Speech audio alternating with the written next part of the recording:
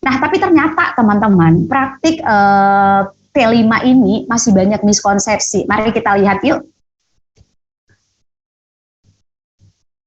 Ya, banyak terjadi. Ya, ini yang pertama, teman-teman. Fokus yang dikeker adalah pada produk, gitu. Tujuannya pada produknya saja, gitu.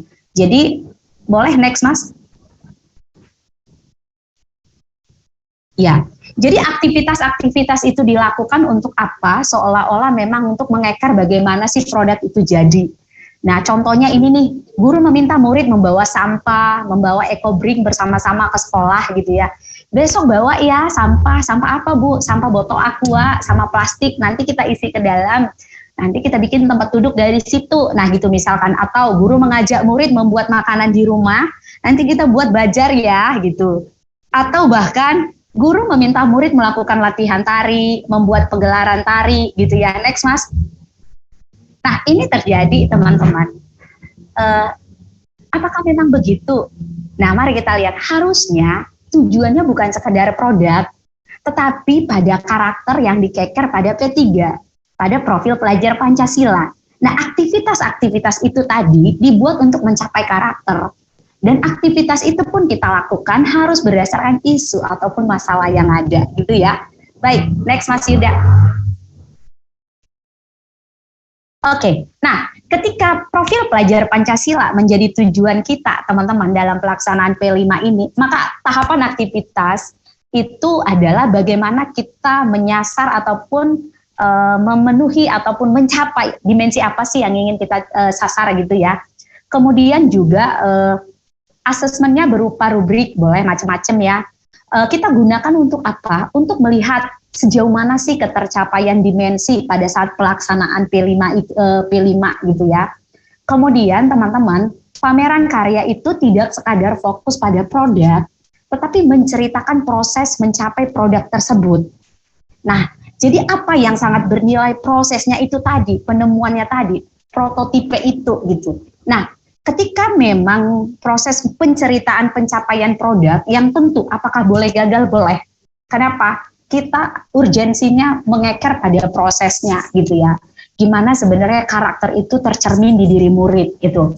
Kemudian jika kita fokus memberi umpan balik dan refleksi di setiap aktivitas gitu ya. Oke, next. Iya. Yang kedua, miskonsepsi yang kedua adalah banyak terjadi sekolah ataupun satuan pendidikan instan ingin cepat selesai gitu ya. Pokoknya selesai nih produknya siap, kita bikin pameran karya. Walau karakter yang menjadi tujuan itu belum tercapai gitu. Oke, next Mas. Nah, benar memang yang disasar itu tetap karakter gitu ya. Misalkan anak-anak melakukan kegiatan pembiasaan kebersihan tiap hari, mengadakan seminar kewirausahaan, kemas Sabtu dan Minggu gitu ya. Tetapi ternyata teman-teman, next Mas. Ya, sedikit lagi. Ya teman-teman, ini ya situasi membuat kita harus belajar seperti ini, tapi kita selalu mandiri cari cara. Agak ke bawah dong sedikit Mas. Nah harusnya teman-teman, walaupun memang kita udah melihat tadi ingin kita sudah menyuruh murid menyasar apa sih proyek yang ingin kita lakukan, tetapi teman-teman seperti yang sudah dibahas juga tadi malam, mengerjakan pembelajaran berbasis proyek itu tidak sama dengan mengerjakan proyek. Jadi harusnya di P5 yang memang berlandaskan PJBL, pembelajaran berbasis proyek, harus melewati yang namanya proses investigasi, harus melewati namanya penemuan masalah, dan juga pengambilan keputusan. Nah teman-teman, ketika dikatakan pengambilan keputusan, ini tentu harus melewati yang namanya tahap prototipe. Jadi keputusan itu diambil dengan pertimbangan-pertimbangan yang memang murid rancang sendiri ataupun temukan sendiri dengan adanya tuntunan dari kita tentunya, sehingga mereka memikirkan banyak solusi gitu. Jadi ketika kita melakukan P5, kita tidak tahu tuh akan apa aja ide-ide muridnya kita di awalnya. Seiring proses kita akan melihat itu gitu. Jadi yang paling urgent di dalam pelaksanaan P5 adalah harus melalui ataupun melewati proses investigasi. Jadi harus berdasarkan isu. Isu dikatakan ketika itu memang menimbulkan masalah dan harus ditemukan solusi. Itu dia. Oke, next Mas. Banyak terjadi juga pembelajaran berbasis proyek ataupun P5 ini ya, P5 ya, proyek penguatan profil pelajar Pancasila ini digabungkan dengan pembelajaran intrakurikuler. Padahal di dalam kurikulum Merdeka kita mengenal 3 pembelajaran ya teman-teman. Yang pertama adalah intrakurikuler, ini muatan materi yang biasa kita bawa selama ini sesuai dengan mata pelajaran gitu ya. Nah yang kedua adalah kokurikuler. Nah kokurikuler ini teman-teman masuk dalam muatan jam. Jadi masuk ke dalam seperti intrakurikuler ada muatannya gitu. Nah tapi namanya disebut dengan P5, Proyek Penguatan Profil Pelajar Pancasila. Jadi P5 itu terdiri di dalam kokurikuler, dia berdiri sendiri gitu. Nah satu lagi adalah ekstrakurikuler. Kalau ekstra itu kan tidak mengambil bagian jam pelajaran dan dilakukan juga di luar jam sekolah gitu ya. Nah lanjut Mas. Nah P5 itu tadi kan kita katakan harusnya terpisah dan dia mendapat jam itu muatannya 20-30% dari muatan JP-nya kita dalam 1 tahun ya. Dia rentangnya itu per tahun gitu ya, dalam 1 tahun. Oke, next. Nah pemilihan waktu proyek itu teman-teman boleh lihat ada 3 ya, 1 harian, boleh di blok apakah itu hari Jumat atau hari Sabtu, boleh juga di blok dia itu per hari, tetap dilakukan setiap hari, tetapi di 2 jam terakhir. Kenapa di 2 jam terakhir teman-teman? Agar guru ataupun fasilitator bisa membawa murid itu keluar dari kelas, melihat ke lapangan apa yang sedang dipelajari di P5 itu. Jadi gitu dia. Untuk mempermudah itu saja efisiensinya melihat pada itu. Jadi diambil 2 les terakhir kalau kita memilih per hari gitu ya. Nah sistem yang satu lagi adalah sistem blok. Misalkan nanti teman-teman sekolahnya mengambil 3 atau 4 tema, maka ini dilaksanakan per tema itu per proyek itu langsung siap gitu. Misalkan nih dalam 1 tahun langsung di blok tuh, misalkan dari Agustus ke September kami melakukan ini, atau di Agustus kami melakukan tema proyek ini gitu. Nah sistem ini teman-teman masing-masing punya kekurangan dan kelebihan. Nah bagaimana sih sekolah memilih tema pilihan pelaksanaan P5 di sekolah? Bisa disesuaikan teman-teman gitu ya, disesuaikan saja dengan kebutuhan dan juga strategi yang dimiliki sekolah gitu. Oke, next Mas. Ya, banyak juga terjadi teman-teman, ini miskonsepsi yang keempat, bahwa pengerjaan proyek ini bisa selesai sehari 2 hari. Ini miskonsepsi yang sangat banyak terjadi, fenomenal sekali. Misalkan nih, hari ini kita bahasnya tentang misalkan bullying. Bullying itu kan diangkat dari bangunlah jiwa dan raga gitu ya. Topiknya misalkan bagaimana memberantas bullying gitu. Ya udah kita perkenalkan temanya, langsung topiknya, langsung deh anak-anak mengerjakan yang namanya misalkan pakai poster gitu. Sehari itu selesai gitu. Nah, harusnya bagaimana? Mari kita lihat next. Nah, padahal teman-teman satu proyek bisa mencapai 50 sampai 160 jam pelajaran gitu ya. Next, Mas. Baik, mari kita lihat ini pembagiannya jamnya ya, teman-teman. Kita bisa lihat ini ada di dalam buku panduan ya. Jadi misalkan kita ambil yang untuk tingkat SMA gitu ya, SMA kelas 10. Nah, alokasi P5 per tahunnya itu ada 486 JP gitu ya. Nah, sedangkan untuk ketentuan jumlah temanya ketika dia di SMA kelas 10 itu bisa memilih 3 atau 4 pilihan tema. Bu Erlin, ini dari mana sih ketentuan kita memilih tema apa 3 atau 4? Lihat saja kesiapan sekolah dan juga komitmen guru bersama gitu ya.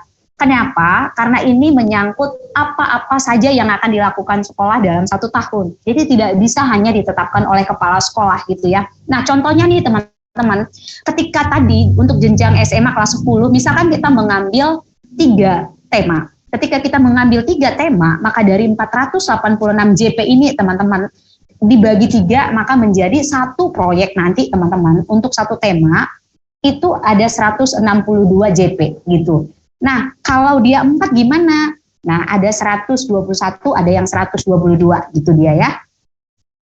Oke, nah miskonsepsi yang kelima adalah ada terjadi one man show dalam pelaksanaan P5. Apakah itu hanya seorang guru penggerak di sekolah yang memang dianggap mumpuni, jadi beliau nih yang menyusun modulnya gimana, pelaksanaannya gimana gitu ya, next.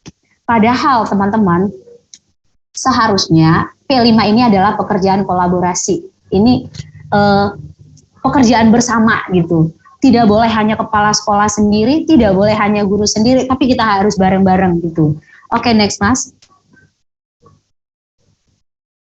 Nah, bareng-bareng ini siapa? Tentu ini mencakup trikonsentris pendidikan ya, sekolah, bahkan ikut juga keluarga, dan ikut juga masyarakat gitu ya. Mari kita lihat teman-teman, peserta didik ini perannya apa gitu ya. Perannya adalah dia memang yang akan menjadi pusat pembelajaran, kepala sekolah juga harus memberikan dukungan penuh, dan juga melakukan evaluasi ya. Dinas pendidikan juga melakukan hal yang sama, dan barangkali adalah memberikan semacam misalkan sebuah wadah agar sekolah-sekolah juga mampu untuk lebih mengembangkan ataupun lebih berkomitmen dalam pelaksanaan P5, semacam memberikan workshop juga nih, diperlukan banget ya Dinas Pendidikan. Nah, masyarakat, komite sekolah atau masyarakat ataupun mitra, ini fungsinya juga ada teman-teman, bagaimana menjadi sumber belajar. Jadi di P5 sumber belajar itu nggak hanya guru teman-teman, boleh juga masyarakat atau mitra. Nah, mitra ini siapa teman-teman? Termasuklah komunitas belajar, boleh ya. Kita tahu tuh ya teman-teman, ada tiga tingkatan pendaftaran ataupun jenjang pendaftaran kurikulum merdeka ketika sekolah melakukannya dengan mandiri, ya bukan melalui program sekolah penggerak. Yang pertama adalah mandiri belajar. Ketika sekolah melakukan mandiri belajar teman-teman, maka hal yang harus sudah dimiliki sekolah di sini adalah harus sudah menerapkan pembelajaran berdiferensiasi, ya harus. Kemudian juga di sini juga sekolah sudah menerapkan prinsip-prinsip pembelajaran yang memerdekakan walaupun masih menggunakan kurikulum 2013. Itu kalau di mandiri belajar. Nah, sekolah juga boleh langsung menggunakan modul-modul ataupun pilihan topik ataupun contoh-contoh proyek P5 yang ada di PMM, langsung aja pakai gitu. Nah, yang tingkatan yang kedua adalah mandiri belajar ya. Mandiri berubah. Yang pertama tadi mandiri belajar, yang kedua mandiri berubah gitu ya. Ketika sekolah kita memilih mandiri berubah, teman-teman, tetap kita sudah harus juga melakukan pembelajaran berdiferensiasi, kita sudah melakukan pembelajaran konsep-konsep pembelajaran yang memerdekakan, tetapi kita punya tuh kebebasan untuk mengembangkan modul, baik itu modul ajar maupun modul P5 gitu. Tetapi ketika sekolah kita, teman-teman, sudah mendaftar dengan jenjang mandiri berbagi, maka nih tetap melakukan pembelajaran berdiferensiasi, konsep-konsep pendidikan yang memerdekakan, dan sekolah diharapkan sudah mengembangkan modul sendiri, baik modul ajar maupun modul P5. Dan satu lagi yang paling penting, ketika kita sudah mendaftar di mandiri berbagi, kita sudah harus punya mitra. Salah satu mitra itu adalah komunitas belajar. Nah, komunitas belajar ini siapa aja? Ini boleh IGI, boleh KGBN, komunitas-komunitas belajar yang ada, yang memang sudah memahami prinsip-prinsip kurikulum merdeka dan prinsip pendidikan yang memerdekakan tadi gitu. Jadi dalam pelaksanaannya itu didampingi gitu. Nah, pengawas sekolah dan juga katakanlah juga dinas pendidikan pun harus memberikan tetap dukungan ya teman-teman, pengawas sama ya posisinya dengan dinas pendidikan gitu ya. Oke, next Mas.